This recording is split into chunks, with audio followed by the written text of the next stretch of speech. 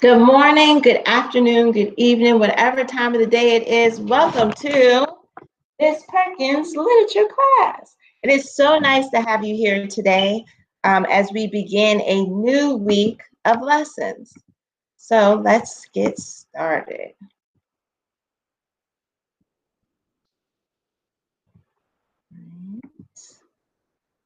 So this week, our focus is on main idea and supporting details. But before we get there, we're going to have a little bit of a journey to make sure that when we do get there, that our learning is solid. So I hope you're ready to begin. Our learning target is I can identify supporting details in nonfiction text. So the first thing that we're going to do is we're going to take that learning objective and we're going to hone in on what do we need to know first. The first thing that we need to have a review of is nonfiction text. So when we think of nonfiction text, we think of, what do you think it is? Okay, nonfiction text, people, events, ideas, and places are real. They really happen. These are a real person like President Barack Obama or the Dallas Cowboys football team. Events, the coronavirus, what's happening right now in our world. Ideas, technology is about to expand like no one's business. Places, real places are where you are, where I am. Those are real places, okay? So when we think of nonfiction text actually sometimes looks very different from what you would see in fiction text. So sometimes in nonfiction text, you see these different text features. So captions, illustrations, graphs, charts. I'm starting from the bottom to go up so I can keep you on your toes. Images, italicized words, bold print, subheadings, and headings. So we see these text features here. So when I think of text features, I think of just like we have features on our face that stand out. So our nose, our mouth, our ears, our eyes, those are all things that stand out.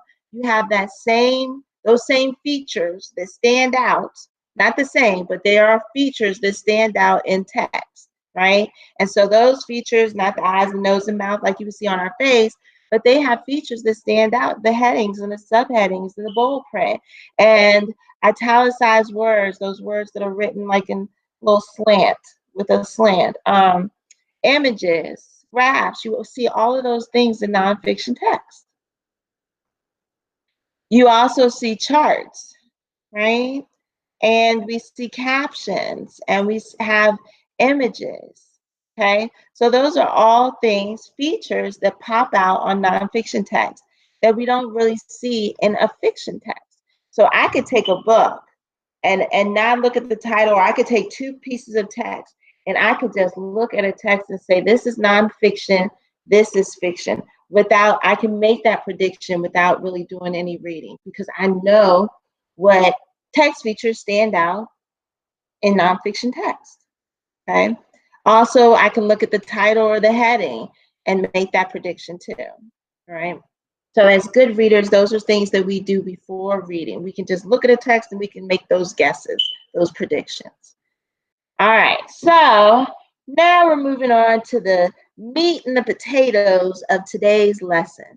And the meat of the potatoes are paying attention to identify, thinking about supporting details, right? And what are supporting details? So that's where we're starting today. So we first need to analyze our critical vocabulary words. These are essential, important. We can't live without them in order to know our lesson and be successful, right? So we have to know these words, and our essential, important vocabulary words are fact and opinion, supporting details, and main idea. So a fact is information that can be proved by checking in a book, through observing, which means we're watching, just by watching something, or experience. Opinion is someone's view, beliefs, or feelings about something. Supporting details information that supports, defines, or explains the main idea. And then main idea is the main point of a text, who or what a text is about.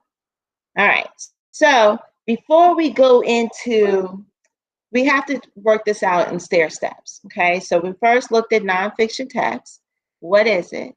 Now we're looking at supporting details and the different types that you can have. So today we're going to focus on fact and opinion, and those are two types of supporting details that we can look for in order to determine the main idea of a text. So that's the direction that we're going in. So the first thing that we're going to do is we are going to look at identifying facts, right? So when you identify facts, you want to look for sentences with specific information. And you want to ask yourself, can this be checked? Can we look in a book and find this information? Can we search online? Can I ask someone about this information? If it can be verified, proven, then it's a fact. So an example is Abraham Lincoln was 6 feet and 4 inches tall. I can look that up. I can go to the encyclopedia and look that up. I could do a Google search and look up how tall was Abraham Lincoln, and that makes it a fact, right? Something that can be looked up. Now, does it necessarily have to be a true fact? Absolutely not. We can go and we can say that Walmart was built in 2020. Well, we know that we've been going to Walmart for some years now. So we know that that's not true, but can we go look it up and prove it? Is it something that can be proven? All right, so that's fact, and we're going to do some practice. So bear with me. A fact statement can be verified. You can do some research. Is it research based? Do you see numbers and dates? Do you see graphs and charts? Those things are indications that it is a fact. Now, identifying opinions, a little different. You want to look for sentences with a writer's or person's feelings, beliefs, or thoughts. So you want to ask yourself, do I see words or phrases that show someone's opinion? For example, that's the worst sandwich ever. All right, well, I know that that's an opinion statement because I see the word worst, right? Right here. And then it says ever. And even though that sandwich may be peanut butter with um, with marshmallows and pickles and mustard, and it might be a terrible tasting sandwich, but to someone else, they might enjoy it. So when they said worst, that's based on someone's feelings. That's not a fact. It was very scary and dangerous. Scary, dangerous, those are also words that describe someone's feelings. Okay? All right, so let's go on. Opinion clue words. If you see these words on the page, remember the first thing that you want to do is you want to skim your text and just get a good understanding of what it is that you're about to read. So if I see words like should and could and would and think, and I see descriptive adjectives like pretty or funny, if I see phrases like in my opinion or adjectives with the ER or EST at the end, I know that chances are, probably, always, that these are opinion statements. Okay? All right, so let's go and let's practice looking for facts and opinions. So the prettiest land-dwelling creature is the cheetah. So I'm going to look for some fact clues, things that I can prove. And then I'm going to look for some opinion clue words, words that show feelings, beliefs, thoughts. Do you see what I see? I see, that's right. I see the word prettiest, and prettiest is based on someone's feelings. That is not a fact because I may think it's the prettiest land animal, but someone else may say the lion is, the tiger is. So that is based on someone's feelings. So that is an excellent opinion. Next one, the Eiffel Tower was built between January 1887 and March 1889. I'm looking for my fact and opinion clue words.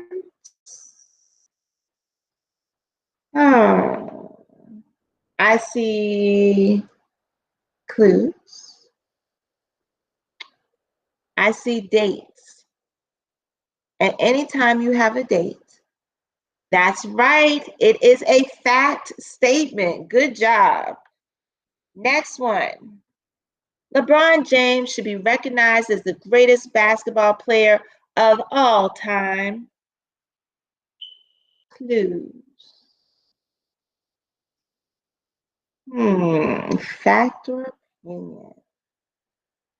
Ooh, I see two clues in there. All right. That's right. Excellent job. Greatest is a clue word. There's one before greatest. What was it? Excellent. The word is, the clue word is should. Good job. The history of ballet began in Italy during the 15th and 16th centuries. Fact and opinion clue words. I see two. Oh, I see. Yes, I see clue words. All right, so what do you see? What do you see? What clues do you see? Excellent job. I see a place, Italy. I see 15th and 16th centuries, right? We can look those up.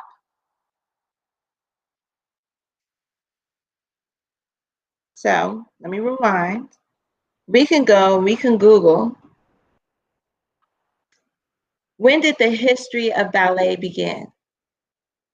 And we can find out if 15th and 16th century, did it really happen then, right? But that's a factual statement, because even if it didn't happen in 15th, 16th century, it's still a factual statement because we can look it up to prove it.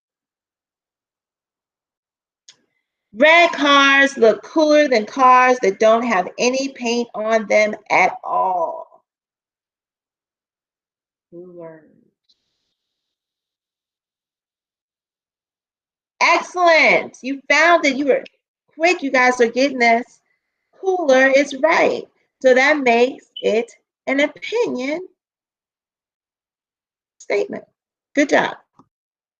All right. So what I'm going to have you do is, now that we've done a little bit of a review on fact and opinion, I want you to grab a sheet of paper, some colored pencils, whatever it is that you want to draw with. And what we're going to do is we're going to stop, drop, and write. Now, I'm going to make a correction actually while we are on here, because we know that when we have items in a series, we have to add our commas. Bam. Okay, so you're going to stop, drop, and write, and you are going to create, it could be a notes page, it could be an anchor chart, but I want you to draw an anchor chart, notes page, and I want you to think about what we've discussed so far. So we've discussed nonfiction text, we've discussed fact and opinion. Okay, so I want you to take some time, pause me, go get what you need to get, snack, drink, pen, paper, color pencils, marker, whatever it is that you want to use. And pause me and unpause me when you are ready to move on with our lesson. All right, so I got to put on our art music, our thinking music. Give me a second. All right.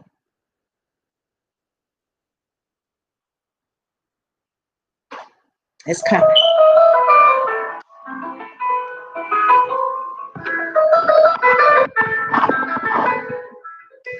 Okay, I'll be right back.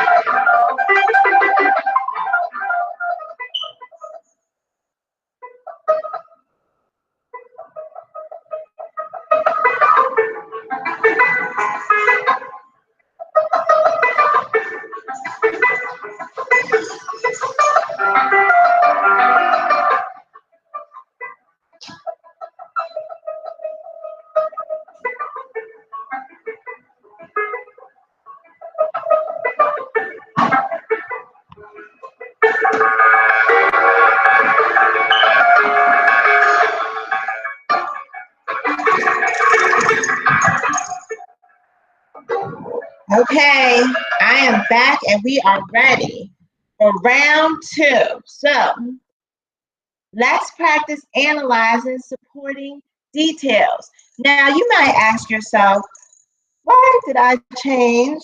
This is my workout gear because you can't be scared in this next section.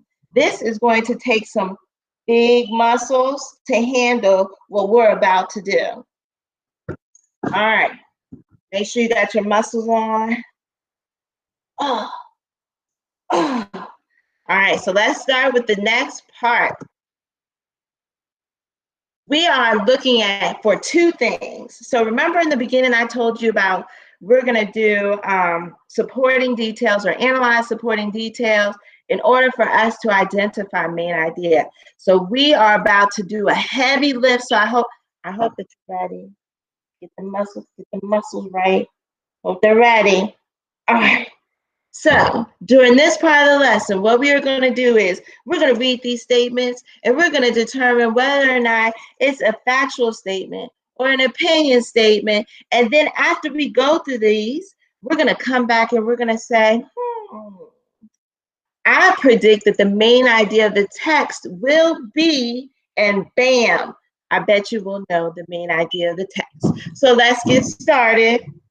So, number one, about 48% of households in the US own dogs and 38% own cats, according to the American Pet Products Association. Let's see what clue words we can find. I see 48% of households in the US. I see 38%. I see according to the American Pet Products Association. So I can say that this, without question, is a, drumroll please, fact. Number two, cat lovers argue that their pets are easier to care for than dogs. Let's look for those clue words. What do we see? I got it. I'm ready. You guys ready? Do you see it? Okay, drum roll. This is an opinion statement because I see the clue word easier. Cat lovers argue that their pets are easier to take care of, right? Or to care for. That's someone's opinion because that is based on their feelings. Excellent job, audience. You guys are on a roll.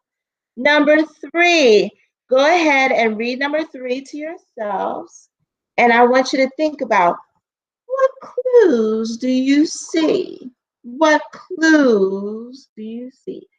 Fact clues or opinion clues? Oh my goodness, you guys are rolling. Absolutely, we see numbers there, right? Cat owners spend $300 to $800 less per year than dog owners do. That's right. There's another clue there. American Pet Products Association.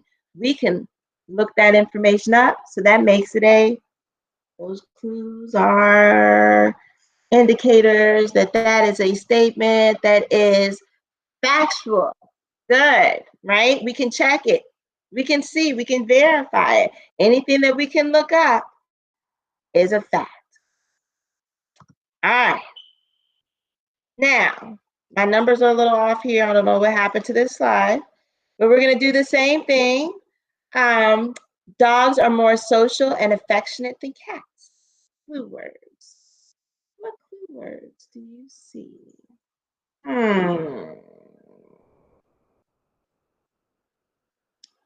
Excellent job. Yes, more social and affectionate. That is based on someone's feelings. So that makes it an opinion statement, right? Because you may think that your dog is more social and affectionate, but I had a cat, her name was Medina, and you walked through the door and Medina was jumping on your leg like she was a little dog. So, and she was very affectionate. So she was social. She didn't care who you were. When you walked in, she was confused. She thought that she might have been a dog potentially, I don't know, or maybe her other family members were like that, but she would jump on your leg. So she was social and affectionate. So that is based on their feelings. So that is a opinion. All right, number 2, plus scientists who studied the brains of both animals determined that dogs are smarter than cats. Fact or opinion clue words? What do you see? Hmm.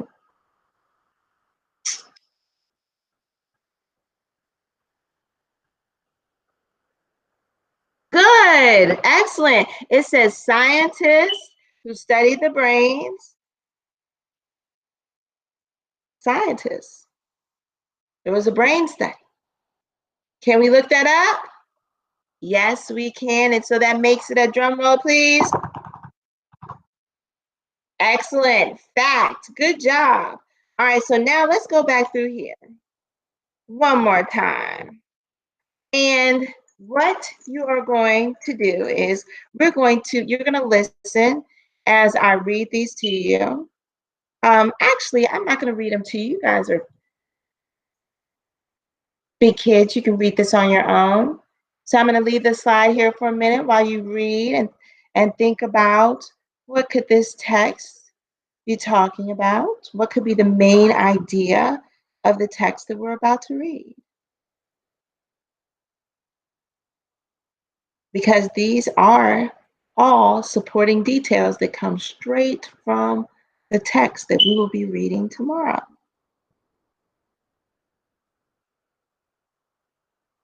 All right, so we're not going to discuss it yet. I'm not going to ask you to give me your predictions right now because I wouldn't be able to hear you anyway. But anyway, what you are going to do is you are going to give you a link. Oh gosh, I gotta start it up. Oh, wow.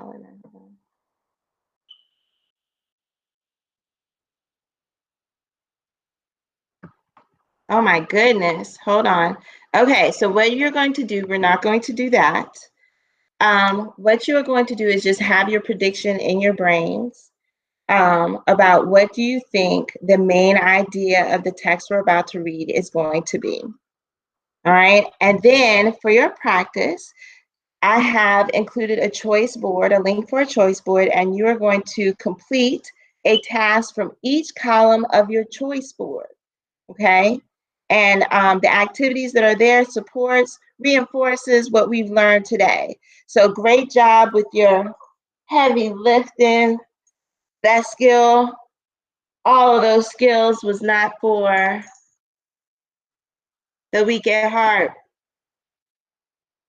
So, and know that if you didn't get it today, you'll get it tomorrow, get it Wednesday, Thursday, and Friday, because we will just keep building and emphasizing and reinforcing. And you guys are amazing. And I look forward to seeing each one of you tomorrow. Bye.